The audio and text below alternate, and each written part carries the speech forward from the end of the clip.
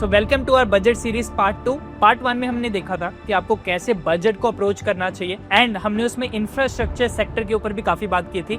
अब पार्ट 2 में हम बात करेंगे कि और कौन से दूसरे सेक्टर्स हैं जहाँ पे गवर्नमेंट का ज्यादा फोकस है। सो एज एन इन्वेस्टर आपको सही सेक्टर चूज करना बहुत इंपॉर्टेंट है, बिकॉज जो सेक्टर आपने चूज किया और अगर गवर्नमेंट का वहाँ पे फोकस नहीं हुआ तो 3 से 5 साल के रिटर्न्स आपके काफी ज्यादा खराब होंगे। तो इसलिए आपके अंदर से सवाल आना चाहिए कि बजट का पैसा जा कहाँ रहा है। तो इस वीडियो में एग्जैक्टली हम यही देखने वाले हैं। मैं सेक्टर बाय सेक्टर ब्रेकडाउन करके आपको दिखाऊंगा कि कौन से सेक्टर्स में गवर्नमेंट ने ज्यादा स्पेंडिंग की है। सबसे पहले आप ये ग्राफ देख सकते हैं जो कि शो कर रहा है कि यूनियन बजट 2025 में हर एक सेक्टर को कितना अमाउंट एलोकेट हुआ है। आप देख सकते हैं कि डिफेंस सेक्टर को सबसे ज्यादा पैसे एलोकेट हुए थे इंफ्रास्ट्रक्चर सेक्टर के बाद, which was 6.81 lakh crore, and उसके बाद रोड ट्रांसपोर्ट एंड हाईवेज, फिर रेलवेज। एंड ये डेटा को देख के आपको समझ आएगा कि हमारी गवर्नमेंट का फोकस कंट्री की डिफेंस कैपेबिलिटीज को इम्प्रूव करना भी है, प्लस कंट्री में इंफ्रास्ट्रक्चर स्पेंडिंग को बढ़ाना भी है। क्योंकि आज के इस जियोपॉलिटिकली अनसर्टेन एनवायरनमेंट में हमारी गवर्नमेंट का शायद फोकस बहुत ज्यादा होगा कि हम अपने आप को कैसे डिफेंस वाइज अपने आप को प्रोटेक्ट कर सकते हैं और कैसे हम डिफेंस इक्विपमेंट भी दूसरी कंट्रीज को एक्सपोर्ट कर सकते हैं। एंड इनफैक्ट अगर आप डिफेंस सेक्टर की जर्नी देखेंगे लास्ट 10 साल में, तो पहले हम नेट इंपोर्टिंग कंट्री हुआ करते थे, बट आज की डेट में हमारे एक्सपोर्ट्स ईयर बाय ईयर बहुत ही तेजी से बढ़ रहे हैं। आपके सामने स्क्रीन पे डेटा है जो कंफर्म करता है कि हमारा फोकस डिफेंस एक्सपोर्ट्स की तरफ बहुत ही ज्यादा रहेगा। एंड लास्ट ईयर तो हमने इंडिया और पाकिस्तान की वॉर भी होते होते देखी, तो इस बार भी काफी हाई चांसेस है कि गवर्नमेंट डिफेंस स्पेंडिंग को और ज्यादा बूस्ट करेगी। फिर उससे आगे हम बात करते हैं infrastructure and road related theme के ऊपर। Ministry of road transport and highways को पिछले बजट में 2.87 लाख करोड़ रुपए एलोकेट किए गए थे। अब इस चीज का मतलब ये नहीं होता कि सिर्फ हाईवेज और एक्सप्रेसवेज ज्यादा बनेंगे, बट इस चीज से आपकी लॉजिस्टिक्स बहुत ज्यादा इंप्रूव होते हैं, कनेक्टिंग टाइम किसी दो डिस्टेंस के बीच में कम हो जाता है और ओवरऑल मूवमेंट एफिशिएंसी बहुत ज्यादा बढ़ जाती है। अब इसकी सिंपल प्रैक्टिकल एग्जांपल आप देखो। पहले अगर किसी ट्रक को मुंबई से दिल्ली पहुंचने में 48 आवर्स लगते थे, बट अभी एक्सप्रेसवेज बनने की वजह से सेम ट्रक को मुंबई टू दिल्ली जाने में अगर सिर्फ 24 आवर्स लगते हैं, तो ये हमारे लॉजिस्टिक्स के लिए कितना अच्छा है।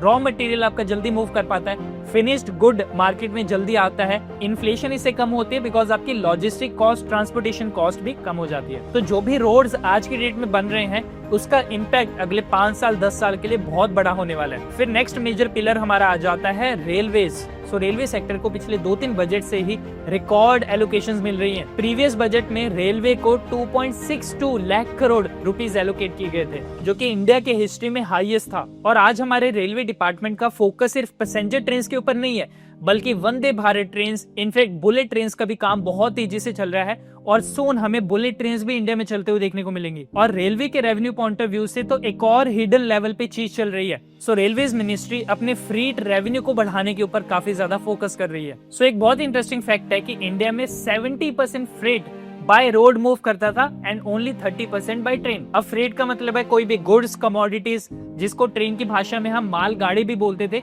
तो वहां से सिर्फ 30% गुड्स ही मूव करते हैं। बट अगर यूएसए को देखें तो वहां पे 40% फ्रेट बाय रेल ट्रेवल करता है और यहाँ पे रेलवेज के पास कॉस्ट एडवांटेज भी है। रेलवे से फ्रेट मूव करने में 1.96 रुपीस पर टन किलोमीटर लगते हैं, वहीं रोड से मूव करने में 3.78 रुपीस पर टन किलोमीटर। मतलब किसी भी सामान को रेलवे के थ्रू पहुंचाने में आधा कॉस्ट लगता है एज कम्पेयर टू रोड्स। तो अगर आप सोचो इंडिया में जो भी सामान रेलवे के थ्रू जा रहा है आज के डेट में वो 30% है, फ्यूचर में चल के अगर ये 40% हो, 50% हो, तो रेलवे सेक्टर के लिए फ्रेट रेवेन्यू कितनी बड़ी एक अपॉर्चुनिटी है। अभी इंडिया की logistic cost 8% of the GDP है। अगर हम रेलवेज की तरफ ज्यादा यूसेज बढ़ाते हैं तो ये कॉस्ट और ज्यादा नीचे आ जाएगी। एंड अगर लॉजिस्टिक कॉस्ट कम होती है तो किसी भी आइटम के प्राइसेस भी कम हो जाते हैं, चाहे वो आपके फ्रूट्स एंड वेजिटेबल्स हो, चाहे वो इलेक्ट्रॉनिक्स हो या फिर फिनिश गुड्स हो। एंड इस चीज से इन्फ्लेशन भी कंट्रोल रहेगा, प्लस कंजप्शन बढ़ेगा इकोनॉमी में। एंड इसके अलावा रेलवे का फोकस सेफ्टी की तरफ भी बहुत ज्यादा है। पास्ट के कुछ सालों में रेलवे में हमने बहुत ही डेडली एक्सीडेंट्स देखे हैं, जिसकी वजह से हमारी गवर्नमेंट का फोकस रेलवे की सेफ्टी की तरफ बहुत ज्यादा है।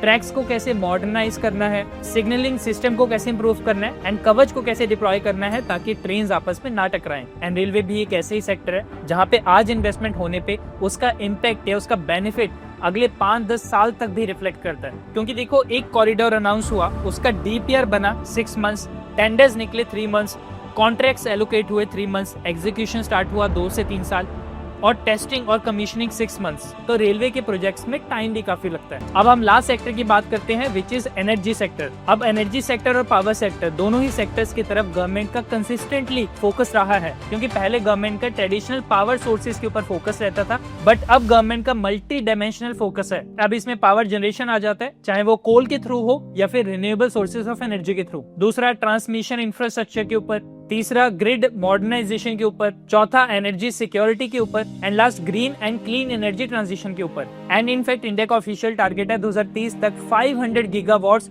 रिन्यूएबल एनर्जी कैपेसिटी जनरेट कर पाना, एंड लॉन्ग टर्म कमिटमेंट है कि नेट जीरो बन जाना 2070 तक। अब लास्ट ईयर के बजट में तो न्यूक्लियर एनर्जी प्रोग्राम्स की तरफ गवर्नमेंट ने एलोकेशन की थी। गवर्नमेंट न्यूक्लियर एनर्जी सेक्टर से भी सस्टेनेबल एनर्जी डिराइव करना चाहती है। लास्ट ईयर अगर आपको याद हो तो सोलर एनर्जी सेक्टर की तरफ भी काफी फोकस किया गया था। So going forward energy sector में आपको specifically renewable sources of energies वाली जो भी कंपनीज हैं जो ग्रीन एनर्जी की तरफ काम कर रही हो, उसमें सोलर पैनल्स आ जाते हैं, विंड एनर्जी सेक्टर आ जाता है, न्यूक्लियर एनर्जी सेक्टर आ जाता है, ये सारे सेक्टर्स के ऊपर ज्यादा फोकस करना चाहिए। सो पार्ट 2 की इस वीडियो में आज के लिए बस इतना ही। सो पार्ट 3 में हम कुछ और हिडन अपॉर्चुनिटीज के बारे में बात करेंगे जिसको अक्सर रिटेल इन्वेस्टर्स मिस कर देते हैं। पार्ट 2 की एनालिसिस अगर आपको अच्छी लगी तो प्लीज इस वीडियो को लाइक जरूर करें एंड चैनल को सब्सक्राइब भी जरूर कर ले, बिकॉज हम फ्यूचर में और बजट रिलेटेड वीडियोस लेके आने वाले हैं, तो आपको वो वीडियोस मिस नहीं करनी है। एंड इसलिए सब्सक्राइब भी कर लेना and press the bell icon as well.